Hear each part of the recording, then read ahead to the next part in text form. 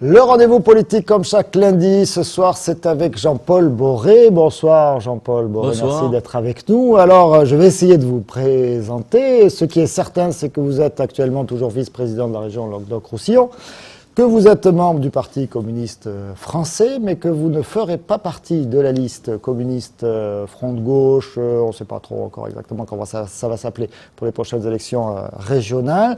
Vous ferez partie de la liste de Georges Frêche, une liste essentiellement composée de membres du Parti socialiste. Alors comment doit-on vous définir désormais? Je disais dissident tout à l'heure dans le journal, le terme est approprié? Non, je ne me sens pas dissident, je me sens membre du Parti communiste, communiste de la tête aux pieds. Et je dirais que je regrette profondément que mon parti se soit égaré en Languedoc-Roussillon par rapport aux propositions nationales qui étaient faites, qui consistaient à aller au premier tour dans une équipe qualifiée de front de gauche, avec le parti de gauche, voire avec d'autres formations, des gens de la société civile, et ensuite en annonçant dès le premier tour qu'il n'y aurait pas de problème pour rassembler toute la gauche après le premier tour. Or, dans cette région, un autre choix a été fait en disant que, quel que soit le cas de figure, il ne pouvait y avoir d'union avec l'actuel président. Alors on va revenir sur ce rejet, on va appeler ça comme ça, clairement, de Georges Frêche de la part de vos camarades du Parti communiste. Pourtant, cette décision, elle a été prise clairement, avec une large majorité, par les militants de ce parti. Donc c'est un choix quand même démocratique, même si visiblement vous le regrettez, vous en faites un autre. Vos camarades ont choisi ça. Vous contestez actuellement le choix démocratique finalement. La question qui avait été posée à mes camarades, il le demeure, c'était d'aller, à partir de l'offre nationale qui était faite, au premier tour.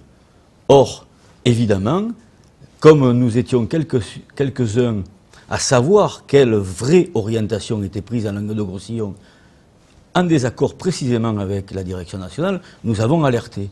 Nous ne sommes pas parvenus à démontrer avant le vote que malheureusement nous avions raison, puisqu'aujourd'hui, la réalité nous montre qu'on est sur une stratégie qu'on appelle tout sauf Frêche, qui à mon avis est suicidaire, parce que derrière elle masque autre chose.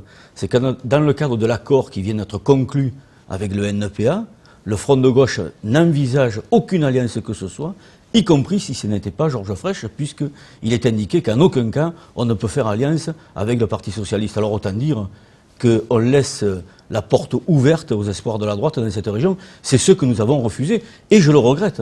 Je ne meurs plus que jamais communiste.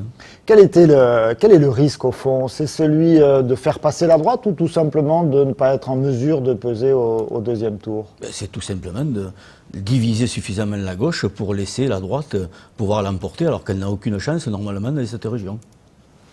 Alors, premier tour, vous étiez, vous, quand même partant éventuellement pour faire une liste qui n'aurait pas été unie avec Georges Frêche? C'est ce que je disais depuis le mois de juillet dans mon parti, en proposant, y compris d'animer cette liste. C'est la raison pour laquelle, d'ailleurs, j'avais élaboré un matériel qui s'appelait Bilan et Perspective. Bilan et Perspective, vous nous l'aviez fait parvenir. Qui faisait état à la fois du bilan... Laurette Bastaroli. Qui faisait à la fois le bilan et proposait des mesures radicalement de gauche pour cette région pour faire front à la politique du pouvoir actuel, mais avec la ferme conviction qu'il fallait envisager une alliance au deuxième tour. Ça a été refusé, je ne me suis pas retrouvé dans la décision finale qui a été prise par quelques dirigeants de notre parti, et c'est pourquoi nous avons décidé avec d'autres amis, et je dirais pas tout seul, parce que nous avons été beaucoup sollicités. Vous, on vous connaît ici sur le Gard, Jean-Paul Boré, on connaît également Jean-Claude Guessot dans l'Hérault, l'ancien ministre, avec ses bretelles, qui s'occupe des transports à la région. Il y a également Josiane Colleret, c'est ça? Josiane Colleret et Henri Garrineau. Et Henri Garrineau. Et vous allez vous répartir sur les différentes listes départementales de Georges Frêche, pour faire ça. C'est ça, nous serons moi-même 5e sur la liste du Gard, Jean-Claude Guessot 5e sur la liste de l'Hérault, Henri Garrineau 5e dans la liste de l'Aude, et parce que nous avons eu une demande aussi pour attirer l'électorat communiste dans les Pyrénées-Orientales, qui pour partie se trouvait orphelin, il nous a été demandé de voir s'il était possible de déplacer quelqu'un, et c'est Josiane Colleret qui a accepté d'aller, je dirais, en mission dans les Pyrénées-Orientales pour rassembler cet électorat. Alors comment ça se passe au Parti communiste quand on ne respecte pas la règle décidée, le vote, on est exclu du parti? Non, il y a bien longtemps qu'on n'exclut plus au Parti communiste. Parce qu'au Parti socialiste, ça se passe comme ça. Un socialiste qui irait sur une autre liste, on l'a vu par exemple aux dernières élections municipales ici, autour d'Alain Fabre-Pujol. Donc les socialistes qui sont allés faire alliance avec les communistes, en l'occurrence, ont été exclus du PS. Eh bien, ça prouve que le Parti communiste s'est émancipé de ce qu'il fallait faire au XXIe siècle. J'en suis fier. J'ai d'ailleurs contribué pour qu'on n'exclue plus dans ce parti, puisque j'ai été moi-même dirigeant pendant 11 ans dans le département du Gard. Alors Jean-Paul Boré, vous vous doutez, on vous a déjà posé la question, est-ce que vous êtes parti sur la liste de Georges Frêche pour conserver quelques avantages ou privilèges que confère une fonction de vice-président? Oh, pas du tout. Moi, j'ai un salaire, je suis salarié. Après avoir été pendant près de 20 ans, comme on dit, permanent au plan syndical et ensuite au plan politique. Vous avez un salaire, c'est-à-dire vous avez un travail J'ai une par profession, ailleurs? je suis salarié depuis maintenant près de 5 ans. À ma demande, j'avais demandé à retrouver le chemin de l'action professionnelle. J'ai d'ailleurs bénéficié à l'époque d'un bilan de compétences, d'une validation des acquis de l'expérience, ce qui m'a permis de passer un diplôme universitaire pour me repositionner sur le marché du travail. Aujourd'hui, je vis de ce salaire et je verse donc mes indemnités, comme nos statuts le prévoient, à mon parti. Je continue d'ailleurs de le faire, même si je suis en désaccord avec lui, parce que c'est un engagement. Et demain, si nous sommes réélus, je continuerai de le faire. Donc ce n'est pas du tout cela qui me fait vivre. Alors c'est pas pour les avantages de la place, c'est ok, vous l'avez dit clairement. Maintenant, l'autre question évidemment qu'on vous a déjà posée, c'est celle de Georges Frêche. D'après vos camarades, il semble que c'est impossible, notamment au niveau de ce qu'ils appellent la gouvernance. Ce serait impossible de gouverner avec Georges Frêche. Vous venez de passer pratiquement bientôt 6 ans avec lui, à ses côtés. Il est aussi infernal que certains le prétendent. C'est impossible de travailler avec Georges Frêche? Je n'ai pas été le dernier à critiquer Georges Frêche quand il a eu des propos qui étaient non seulement incorrects, mais inacceptables concernant des dérives que chacun a pu voir. D'ailleurs, j'ai fait partie de ceux qui ont exigé à l'époque que la région montre qu'elle avait une vraie ambition contre les discriminations. Et à cette occasion, nous avions créé une délégation que j'anime du refus des discriminations racistes, antisémites et xénophobes. Par ailleurs, lorsque nous avons mené nos actions par le passé, oui, nous avons eu quelques accrochages, mais vous savez, même dans une famille, il y en a des accrochages. Je dois témoigner, et puis les gens qui m'entourent dans mes délégations peuvent aussi en témoigner. Depuis le début, même si par moments il y a eu des accrochages, je les assume, j'ai carte blanche dans mes actions. Et donc oui, je prétends qu'il est facile, il n'est pas très facile de travailler, mais quand on a la conviction et qu'on a la volonté d'avancer, on peut le faire aussi en s'appuyant sur les gens. C'est ce que moi j'ai essayé de faire, et je crois avec beaucoup de bonheur dans les délégations qui m'ont été confiées, notamment celle du handicap. Vous êtes prêt à repartir 4 ans de plus apparemment si les décisions sont maintenues au niveau du calendrier électoral avec Georges Frêche? Oui, parce que beaucoup avec qui j'ai travaillé pendant 6 ans dans le domaine du handicap, dans le cadre d'autres délégations. Par exemple, j'ai mis en place l'établissement public foncier, qui est un outil indispensable pour s'attaquer à la fois à la spéculation immobilière et créer du logement social dans cette région. Tout ça a fait que, y compris avec le soutien d'un certain nombre de salariés d'entreprises auprès desquels je suis depuis des années, je pense à des amis de Perrier, qui sont devenus des amis évidemment, de la Verrerie du Languedoc, des Salins du Midi. Vous l'avez dit tout à l'heure, j'ai bien commencé la journée en sachant que le tribunal avait donné raison aux salariés, et puis tant d'autres salariés.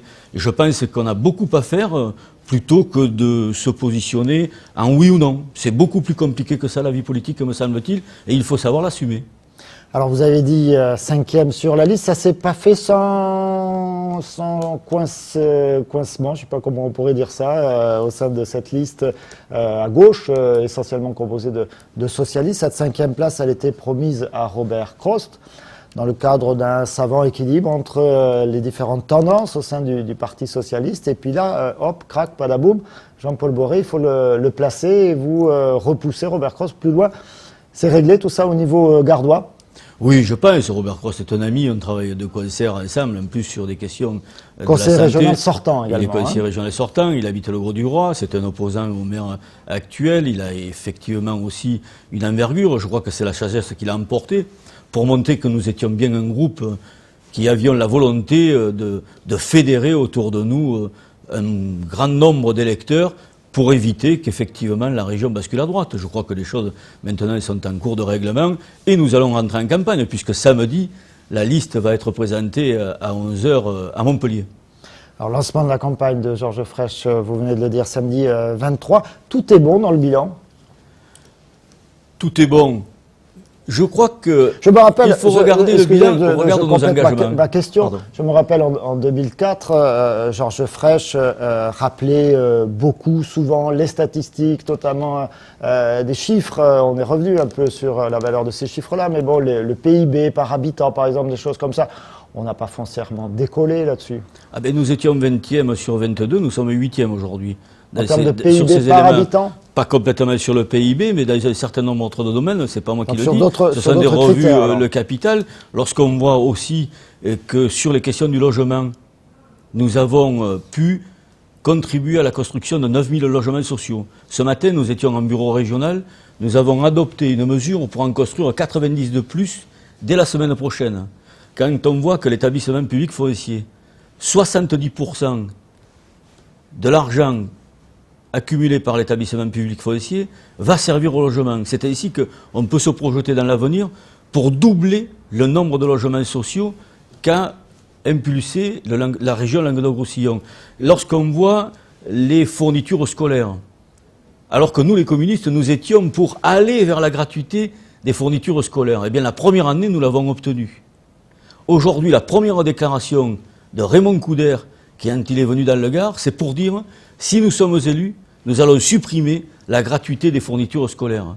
Donc les gens savent à quoi s'attendre. Il faut aussi que les gens sachent que sur toutes les mesures sociales que nous avons adoptées à la majorité, la droite s'est systématiquement opposée. Aujourd'hui, c'est aussi un peu le rôle de l'opposition. Raymond Couder fait le tour de la région. Non, je vois que dans le département du Gard, je fais le tour des oubliés. Je vois le département du Gard, par exemple au Conseil général, il arrive souvent que la droite vote avec la gauche quand il y a des mesures qui vont dans le bon sens. Là, c'est par principe, mais parce que la droite gérait avec le Front National. Sur le terme utilisé par Raymond Couder, je fais la tournée des oubliés, vous auriez vraiment oublié des régions parce que Georges Frêche est bien évidemment a été maire de Montpellier, il est toujours président de l'agglo de Montpellier. Il a privilégié Montpellier pendant ces 6 ans? Moi, j'ai pas ce sentiment. D'ailleurs, les élus, même de droite de Nîmes, peuvent témoigner que dans les contrats avec les agglomérations, la ville de Nîmes, la ville d'Alès et la ville de Beaucaire ont été très bien servis en matière de finances, des grands équipements comme celui de la piscine, et je m'inscris d'ailleurs en faux vis-à-vis de ceux qui prétendent que le sport de Nîmes aurait été oublié. Le club de rugby a bénéficié de subventions, il va en bénéficier encore. Le club de hand féminin comme masculin en a bénéficié et nous l'avons même fait doubler sur intervention de ma collègue Corinne Giacometti et moi-même auprès du président, que le club de foot est considéré de la même manière que quand Montpellier était aussi en 2e division et que bien entendu nous ne laissons pas tomber le milieu sportif comme dans tous les autres secteurs. Regardez au niveau des lycées, Nîmes était une ville où les lycées étaient complètement à la dérive. Je prends celui qui aujourd'hui s'appelle Voltaire, ex-l'Étincelle. Lorsque nous sommes arrivés, ce lycée allait fermer pour des raisons de sécurité. Nous avons mené bataille avec la proviseure à l'époque et beaucoup d'habitants du quartier. Aujourd'hui, ce lycée est flambant neuf et c'est un bijou pour toute la région. On pourrait regarder aussi ce qui se fait à Albert Camus, on voit aussi tout ce qui peut se faire à Mistral. Donc c'est vrai qu'il y a eu... Jean-Paul Boré, on ne va pas faire la liste, hein, vous l'aviez fait déjà dans le... Je l'ai fait dans le document, mais bon, on a compris, vous êtes le bilan est probant, si on peut avancer on aussi. sait, et il est revenu dans l'actualité, depuis un certain Lionel Jospin, que les élections, ça ne se gagne pas forcément sur des bilans, ça se gagne sur des projets. Vous partez avec Georges Frêche, finalement, pour faire quoi? La même chose? Pas du tout. Consolider ce qui a été fait. Je rappelle que la droite veut le remettre en cause, mais aller plus loin. Si on prend la question des transports, alors que justement, le matériel... beaucoup disent que finalement on n'est pas meilleur que bien d'autres régions de France. Toutes les statistiques montrent dans cette région que le nombre... Notamment les écolos qui risquent d'être des concurrents, voire peut-être des partenaires un jour. Ils trouvent qu'au niveau des TER, c'était un peu mou. Tout indique que le nombre d'usagers a progressé de près de 20% dans les TER. Et que nous menons une bataille justement pour libérer ce que les cheminots appellent des sillons avec le contournement de Nîmes, sur lequel l'État est en faute, puisque pendant longtemps il a refusé de s'engager. Ça permettrait de dégager des sillons. Et chose importante, c'est que les communistes, c'est vrai, dans les discussions que nous avons eues avec Georges Frêche et le Parti socialiste, nous revendiquons que le billet carte à tout, qui est une des premières en France, avec le même billet, on peut prendre le tramway à Montpellier, le train entre Montpellier et Nîmes, et ensuite le bus. Et il a fallu du temps pour que la communauté d'agglomération de Nîmes l'accepte. Le président ne voulait pas. Nous y sommes parvenus. Mais aujourd'hui, ce billet qui coûte entre 6 et 7 euros, nous posons la question de, pour la monnaie, jusqu'à 1 euro seulement. Et nous avons obtenu satisfaction, puisque ce sera dans le contrat que nous allons passer. Et je vous annonce également que nous envisageons que on est déjà rentré dans la campagne, on a compris. Hein. Les demandeurs d'emploi, lorsqu'ils auront à se déplacer en TER, nous allons voir comment le trajet sera complètement gratuit pour eux. Voilà, ben écoutez, on a compris, il est déjà à fond dans la campagne, Jean-Paul Boré. Lancement justement de la liste de Georges Frêche. Elle va s'appeler comment? Tous pour unis pour Languedoc-Roussillon, quelque chose comme ça? Tous pour le Languedoc-Roussillon. Tous pour le Languedoc-Roussillon, voilà. Donc en avant-première sur ce plateau, Jean-Paul Boré, numéro 5, on l'a compris, sur la liste gardoise de Georges Frêche. Merci à vous d'avoir été avec nous ce soir. Merci à vous tous de nous avoir suivis. À très très bientôt. C'est le Modem normalement qui est prévu en invité lundi prochain, mais je vous le confirmerai dans la semaine. Merci encore, à très très bientôt. Bonne soirée sur Télémiroir.